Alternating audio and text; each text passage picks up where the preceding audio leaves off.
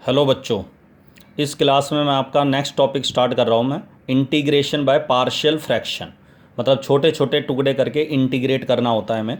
ठीक है, ये सिचुएशन तब आती है जब हमारे पास डिनोमिनेटर में तीन फैक्टर ऐसे आ जाएं या दो फैक्टर ऐसे आ जाएं जिनकी मल्टीप्लाई या तो क्वाड्रेटिक आ रही हो या क्यूबिक आ रही हो, फैक्टर बन रहे हो। तो अगर डिनोमिनेटर में फैक्टर बन रहे हैं, तीन फैक्टर बन रहे हैं, चार फैक्टर हैं, तो उसको हम ऐसे टुकड़े बनाते हैं ए अपॉन ली। अगर ये फैक्टर लीनियर हैं तो ऊपर कांस्टेंट वैल्यू आएगी, ए बी सी ये कांस्टेंट वैल्यू है, a upon x minus a, b upon x minus b plus c upon x minus c. अगर केवल दो ही फैक्टर होते तो ए अपॉन और बी अपॉन ही आता, a upon x minus a, b upon x minus b. तीन फैक्टर है तो c upon x minus c. और यहाँ कैपिटल ए बी सी ये कांस्टेंट है, और ऐसे कांस्टेंट है जिससे कि इन तीन राइट हैंड साइड का अगर मैं एलसीएम लेने के बाद नुमरेटर को जोड़ूंगा तो जोड़ने के बाद मुझे इस नुमरेटर की वैल्यू इस वाले नुमरेटर के बराबर आएगी। इस तरह के ए बी सी ऐसे कांस्टेंट होते हैं। ठीक है, तो अगर लीनियर फैक्टर एंड डिनोमिनेटर के अंदर तो हमेशा ऊपर कांस्टेंट वैल्यू लिखनी होती है। और अगर मान लिया कोई क्वाड्रेटिक वैल्यू है, जैसे क्वाड्रेटिक फैक्टर है x square plus b x plus c, एक लीनियर है एक क्वाड्रेटिक है, तो इसको लिखना होता है जो लीनियर है उसके ऊपर तो कांस्टेंट आएगा, और जो क्वाड्रेटिक फैक्टर है जिसके और ज़्यादा फैक्टर नहीं हो रहे उसके ऊपर आएगा linear b x plus c. ठीक है, a x plus b, b x plus c, c x plus d ऐसे। तो यहाँ ए तो यूज हो चुका तो बी एक्स प्लस सी। ठीक है ना, तो इसका मतलब, और अगर दोनों ही क्वाड्रेटिक हैं तो जो पहले वाला क्वाड्रेटिक है उसके ऊपर आएगा ए एक्स प्लस बी, और जो दूसरे वाला क्वाड्रेटिक है उसके ऊपर आएगा capital C x plus D. Clear है यहाँ तक? क्वाड्रेटिक फैक्टर के ऊपर लीनियर आता है। और इसी तरह अगर मान लिया कोई ऐसा लीनियर फैक्टर की कोई पावर आ रही है, टू पावर आ रही है, थ्री पावर आ रही है, तो अगर एक्स माइनस ए के होल पावर टू है तो उसके पार्शियल फ्रैक्शन हम ऐसे बनाएंगे, एक बार ए के नीचे लिखेंगे लीनियर एक्स माइनस ए की पावर वन, एक बार और रिपीट करेंगे इसी फैक्टर को एक्स माइनस ए के होल स्क्वायर को, B upon x minus A का होल स्क्वायर, मतलब इंक्रीजिंग ऑर्डर में पावर लिखेंगे। और X minus B linear factor है तो इसके ऊपर तो सी आएगा, capital C upon x minus B. इसी तरह अगर ये होल क्यूब है, ठीक है, तो ऊपर आएगा ए अपॉन एक्स माइनस ए वन पावर, एक बार उसकी पावर टू आएगी, और अगले स्टेप में एक्स माइनस ए का की पावर होल की पावर थ्री आएगी। तो इस तरीके से हम अगर लीनियर फैक्टर की कोई पावर होती है तो उसके पार्शियल फ्रैक्शन ऐसे बनाते हैं, इंक्रीजिंग ऑर्डर में पावर लेते हैं। दूसरी चीज़, इन सभी पार्शियल फ्रैक्शन, ये पार्शियल फ्रैक्शन तभी अप्लाई होगा जब नुमरेटर की degree power, highest power x की, डिनोमिनेटर से कम होगी। अगर नुमरेटर की डिग्री या पावर डिनोमिनेटर के बराबर है या ज़्यादा है तो पहले हम नुमरेटर को डिनोमिनेटर के सारे फैक्टरों को आपस में मल्टीप्लाई करके जो आएगा उससे डिवाइड करेंगे, नुमरेटर को डिवाइड करेंगे डिनोमिनेटर से। डिवाइड करने के बाद फिर उसके बाद हम उसके बाद पार्शियल फ्रैक्शन बनाएंगे। क्लियर है यहाँ तक? डिवाइड करना पड़ता है हमें। तो ये बात ध्यान रखना कि नुमरेटर की जो डिग्री है, पावर है, वो डिनोमिनेटर से कम होनी चाहिए। कितनी कम होनी चाहिए वो मैटर नहीं करता। जैसे इस क्वेश्चन में डिनोमिनेटर की डिग्री थ्री है, मल्टीप्लाई करके तीनों फैक्टर मल्टीप्लाई करेंगे क्यूब आएगा, तो ऊपर आर होगा। अगर केवल कांस्टेंट है, आर का मतलब एक्स की पावर जीरो है, डिग्री जीरो है, तो भी ये फैक्टर बनेंगे। अगर एक्स की कोई वैल्यू है तो भी ये फैक्टर बनेंगे, अगर एक्स स्क्वायर भी है तो भी ये फैक्टर बनेंगे। क्यूब नहीं होना चाहिए, अगर क्यूब हो गया तो फिर बराबर पावर आ जाएगी, फिर डिवाइड करना पड़ेगा। पार्शियल फ्रैक्शन बनाने से पहले डिवाइड करेंगे। तो ये पार्शियल फ्रैक्शन बनाने के ये मेथड होते हैं, तरीके होते हैं किस तरीके से। और ये जो ए बी सी हमने लेट करें अपने पास से, एज्यूम करी है कैपिटल ए बी सी की वैल्यू, इन्हें हमें फाइंड करना पड़ता है, हमें इनकी वैल्यू निकालनी पड़ती है। कैसे निकालते हैं वो मैं बाद बताऊंगा क्वेश्चन लेके। तो फिलहाल आपको ये ध्यान रखना है कि जो लीनियर फैक्टर है उसके ऊपर कांस्टेंट वैल्यू लिखनी होती है और प्लस में करके लिखते हैं। ए बी सी अगर पॉजिटिव है तो ये प्लस रहेंगे, और बी अगर नेगेटिव है तो अपने आप ही माइनस आ जाएगा यहाँ। तो ए बी सी हमेशा पॉजिटिव फैक्टर लेते हैं, मतलब प्लस ही लेंगे बीच में। ठीक है, अगर कोई लीनियर है फैक्टर डिनोमिनेटर में, डिनोमिनेटर को देख के बनाते हैं टुकड़े। ठीक है, नीचे ऊपर कांस्टेंट वैल्यू लिखेंगे। और अगर होल पावर है, कोई पावर है, लीनियर फैक्टर की कोई पावर है, टू है, थ्री है, तो उसको उतनी बार लिखेंगे, उतनी बार फैक्टर लिखेंगे। उसके एक्स माइनस ए की power one, x minus A की power two, whole power two, और क्यूब होगा तो एक्स माइनस ए के होल पावर थ्री, और एक जो लीनियर है उसके साथ लीनियर फैक्टर उसके ऊपर कांस्टेंट। इसी तरह अगर कोई क्वाड्रेटिक फैक्टर है तो उसके ऊपर लीनियर आएगा बी एक्स प्लस सी, ए एक्स प्लस बी। अब जैसे दो क्वाड्रेटिक है तो ऊपर ए एक्स प्लस बी, सी एक्स प्लस डी। लेकिन ये सिचुएशन, ये केस हम कम लगाएंगे, हमें बाकी दूसरा मैथ, इसकी जगह हम दूसरा मेथड लगाएंगे, वो मैं बाद में बताऊंगा। ठीक है, फिलहाल ये पार्शियल फ्रैक्शन हम ऐसे बनाते हैं।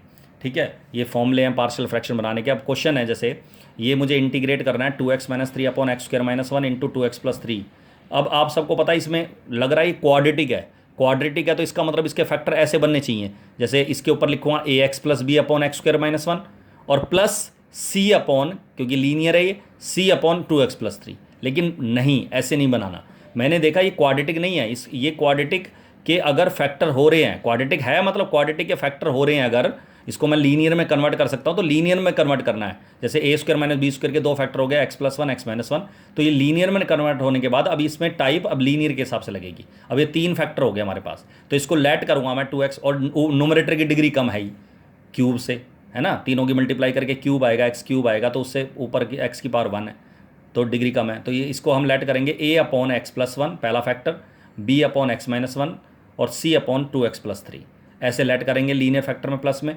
इसका एलसीएम ले लो, जब आप राइट साइड का एलसीएम लोगे तो जो एलसीएम आएगा इन तीनों की मल्टीप्लाई आएगी, तो इन तीनों की जो मल्टीप्लाई आएगी वो इससे मैच करेगी, कैंसिल कर दो उससे, मत लिखो। तो ए के साथ जब एलसीएम लोगे तो ए के साथ क्या आएगा, x minus one into two x plus three, B के साथ क्या आएगा, x plus one into two x plus three, और सी के साथ क्या आएगा, x plus one into x minus one.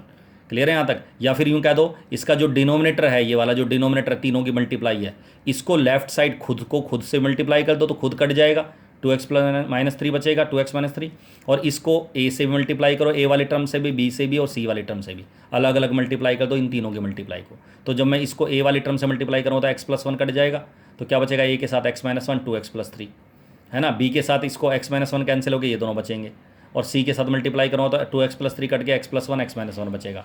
और जब आप ए के साथ इस राइट हैंड साइड में इन दोनों फैक्टरों को मल्टीप्लाई करोगे तो आ जाएगा two x square plus three x और माइनस टू एक्स आएगा प्लस एक्स माइनस का थ्री। इसी तरह इन दोनों को मल्टीप्लाई करो तो आएगा two x square plus three x plus two x five x हो जाएगा प्लस थ्री। इन दोनों मल्टीप्लाई करो तो A plus B A minus B हो गया एक्स स्क्वायर माइनस वन। इसके बाद मैं इन राइट हैंड साइड में ए को तीनों से मल्टीप्लाई करूंगा, बी को भी तीनों से मल्टीप्लाई करूंगा, सी को भी दोनों से करूंगा, दो हैं तो दो से मल्टीप्लाई करूंगा। उसके बाद एक्स स्क्वायर कॉमन निकालूंगा तीनों जगह से, तो जब एक्स स्क्वायर कॉमन निकालोगे तो ये मल्टीप्लाई करके दिखाने की जरूरत नहीं है आपको, सीधा एक्स स्क्वायर कॉमन निकाल लिया। एक्स स्क्वायर कॉमन निकालोगे तो two a plus two b plus c, ये एक्स स्क्वायर का कॉफिशिएंट आएगा, एक्स का कॉफिशिएंट आएगा ए, एक्स का कॉफिशिएंट यहाँ फाइव बी है प्लस, और यहाँ एक्स है ही नहीं राइट सी वाले टर्म में, तो यही आएगा बस खाली ए प्लस फाइव बी, और कांस्टेंट वैल्यू इधर माइनस थ्री ए है, इधर प्लस थ्री बी है और माइनस का सी है, ये कांस्टेंट वैल्यू आ गई बिना एक्स वाली रकम। अब इसके बाद दोनों साइड हमें कंपेयर करना है। हाईएस्ट पावर मैंने देखा राइट हैंड साइड में जो हाईएस्ट पावर है वो स्क्वायर है, तो मैं दोनों साइड एक्स स्क्वायर के कॉफिशिएंट को कंपेयर करूंगा, फिर अगले स्टेप में एक्स के कॉफिशिएंट को कंपेयर करूंगा, फिर मैं कांस्टेंट वैल्यू को कंपेयर करूंगा। क्लियर है? तो इसके बाद कंपेयर करेंगे जब हम एक्स स्क्वायर के कॉफिशिएंट और एक्स के कॉफिशिएंट और comparing the constant term from both sides we get, तो ये तीनों वैल्यू आ जाएंगी two a plus two b plus c. इधर एक्स का कॉफिशिएंट क्या था हमारे पास, देखो जरा, इधर एक्स स्क्वायर है ही नहीं, एक्स स्क्वायर की कोई टर्म नहीं है, तो कॉफिशिएंट क्या हो गया, जीरो। इधर एक्स स्क्वायर का कॉफिशिएंट क्या है, two a plus two b plus c, तो पहली इक्वेशन आ जाएगी जीरो बराबर दिस। इधर एक्स का कॉफिशिएंट है टू, है ना, और इधर एक्स का कॉफिशिएंट है a plus five b, constant value इधर माइनस थ्री है, और इधर कांस्टेंट वैल्यू इन तीनों, ये सारी कांस्टेंट वैल्यू है तीनों, ये जो पूरा ब्रैकेट में लिखा हुआ है मैंने, minus three a plus three b plus minus c. तो कंपेयर करने के बाद अब हम इन तीनों इक्वेशन को सोल्व करेंगे। जैसे मैंने देखा बीच वाली जो इक्वेशन है ए बी की है, तो मैं पहली और तीसरी इक्वेशन से सी को काट दूंगा। तो अगर मैं पहली इक्वेशन ले ली, तीसरी ले ली, ठीक है, तो मैंने सी से प्लस सी से माइनस सी कैंसिल हो गया, तो क्या आ गया आपके पास, टू ए में ऐड करेंगे तो minus A plus five B is equal to minus three. तो हमने देखा ये एक नई इक्वेशन आ गई ए बी की एक इक्वेशन हमारे पास ऑलरेडी है, सेकंड इक्वेशन, सेकंड और थर्ड इक्वेशन, फोर्थ इक्वेशन को सोल्व करेंगे सेकंड और फोर्थ को, तो ये ए प्लस फाइव बी बराबर टू है, और ये minus A plus five B बराबर माइनस थ्री है।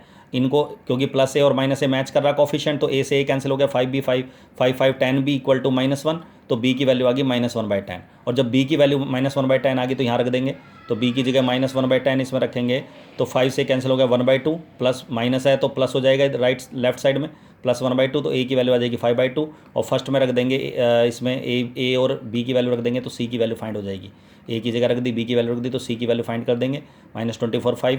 और इन वैल्यू को मुझे इसके अंदर पुट करना है, जो मैंने पार्शियल फ्रैक्शन लेट करा था ना शुरू में, ठीक है। तो इन वैल्यूज़ को, ये जो ए बी सी की सारी वैल्यू आई हैं, मुझे यहाँ रखनी है ए बी सी, और ये वैल्यू इन तीनों का सम है, और ये इसको इंटीग्रेट करना, तो आई जो है इंटीग्रल बराबर आ गया, ए की जगह रख दूंगा मैं minus plus five by two, तो five by two upon x plus one, B की जगह ये रख दूंगा, बी की value minus one by ten, C की जगह रख दूंगा माइनस 24 बाई फाइव। क्लियर है यहाँ तक, ये रख दिया और इसको अब इंटीग्रेट कर देंगे। हम सबको पता है लीनियर फैक्टर होता है अगर डिनोमिनेटर में तो उसका इंटीग्रल होता है लॉग, तो इसका आ जाएगा log x+1। लेकिन याद रखना x+1 का डेरिवेटिव से डिवाइड जरूर करेंगे। x+1 का डेरिवेटिव 1 है यहाँ, तो 1 से डिवाइड करने की जरूरत नहीं है। -1/10 आगे लिख दिया 1/x+1, log x-1 आ गया। x-1 का डेरिवेटिव भी 1 है, लेकिन -24/5 और इसका आ जाएगा log 2x+3, लेकिन 2x+3 का डेरिवेटिव 2 है तो 2 से डिवाइड करेंगे। तो 2 से यहाँ देखो डिवाइड करा मैंने और 24 से 2 कैंसिल हो गया, -12/5। ये आपका आंसर आ गया, दिस इज द आंसर। तो पार्शियल फ्रैक्शन वाले सभी क्वेश्चन इस तरीके से फाइंड करते हैं। अच्छा, एक और तरीका होता है, इसमें हम पार्शियल फ्रैक्शन लगाने के लिए एक और मेथड लगा सकते हैं जिसको हम बोलते हैं hit and trial method. Hit and trial method ये कहता है कि जैसे ये फैक्टर है, मेरे पास 3 फैक्टर नज़र आ रहे हैं, एक x+1, एक x-1, एक 2x+3। तो एक बार इस पहले वाले फैक्टर को जब आप जीरो के बराबर रखोगे तो x की वैल्यू क्या आएगी, -1। मतलब पहले फैक्टर की वैल्यू जीरो कब आएगी, जब x की जगह मैं क्या रख दूंगा, -1।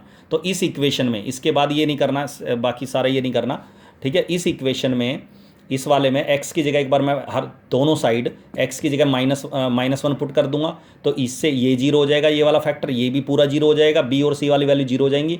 तो यहाँ -1 रखूँगा, यहाँ भी -1 रखूँगा और यहाँ भी -1 रखूँगा, तो a की वैल्यू आ जाएगी सीधा डिवाइड करके। इसी तरह एक बार x की जगह +1 पुट करूँगा तो ये जीरो हो जाएगा, ये वाला जीरो हो जाएगा, तो b की वैल्यू आ जाएगी दोनों साइड रख के। और एक बार c की जगह इसको जीरो पुट करोगे तो x की वैल्यू आएगी -3/2। तो -3/2 पुट करूँगा पूरी इक्वेशन में x की जगह, तो ये वैल्यू जीरो, ये वैल्यू जीरो, 2x+3 वाला फैक्टर जीरो हो जाएगा। तो इसमें x की जगह -3/2 पुट करेंगे, यहाँ भी x की जगह -3/2, तो c फाइंड हो जाएगा। तो a b c की वैल्यू ऐसे भी निकाली जा सकते हैं, कई टीचर ऐसे निकालते हैं। इसको बोलते हैं हिट एंड ट्रायल मेथड, ठीक है। ये छोटा तरीका है जो मैंने बाद में अभी बताया है, लेकिन जो प्रॉपर तरीका वो यही है, कंपेयर करके इक्वेशन बना के उनके कोफिशिएंट्स को सोल्व करके a b c की वैल्यू निकालनी है। क्लियर है यहाँ तक? चलो, दैट्स ऑल।